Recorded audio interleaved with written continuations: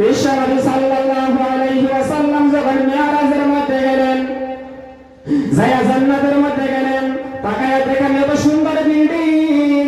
আল্লাহর হাবিব বলেন, আল্লাহ পাকে জান্নাতের মধ্যে এত সুন্দর বিল্ডিং বানাইছে, না জানো ওই বিল্ডিং আমার কোন উম্মতের জন্য বানাইছে।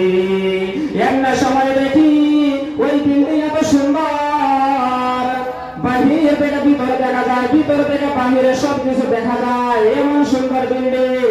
আমি ভাবলাম আমার আল্লাহ কার জন্য না জানো ওই বিল্ডিং বানাইছে। এমন সময় দেখি হযরত বিলাল হাবশী রাদিয়াল্লাহু তাআলা আনহু ওই বিল্ডিং এর ভিতর থেকে বাহির হয়ে জান্নাতের মধ্যে ঘুরে বেড়াইতেছে। আল্লাহর হাবিব সাল্লাল্লাহু আলাইহি ওয়াসাল্লাম বললেন, ও জিবরাইল, ও ফেরেশতায়ে কেরাম, আমার বিলালকে আমি মদিনার মধ্যে রেখে আসছি, বিলাল জান্নাতের মধ্যে কেমনে আসলো?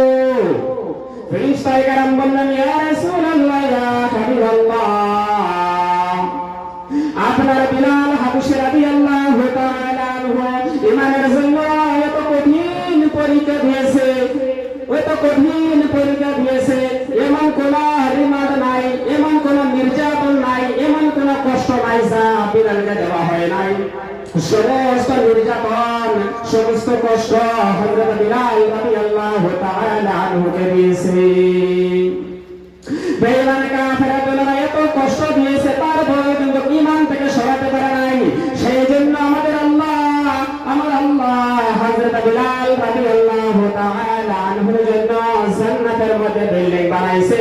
আখিরাতের দৃশ্য যখন আপনাকে আল্লাহ পাক রব্বুল আলামিন দেখাইয়া দিয়েছেন, আপনি মদিনার মধ্যে যাইয়া হযরত বিলাল রাদিয়াল্লাহু তাআলা আনহুকে বলবেন, বিলাল, আল্লাহ পাক রব্বুল আলামিন তোমাকে জান্নাতের মধ্যে যে বিল্ডিং দিয়েছে, সেই বিল্ডিং আমার চোখ দিয়ে আমি দেখে আসছি। হযরত বিলাল রাদিয়াল্লাহু তাআলা আনহু খুশির সুরে ঝুম শুরু হয়ে যাবে।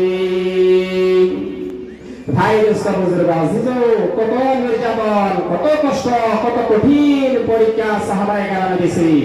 সেই জন্য আমার আল্লাহ রাব্বুল আলামিন বলেছেন, ইয়া আইয়ুহাল্লাযীনা আমানু আমিনু কামা আমানান নাস।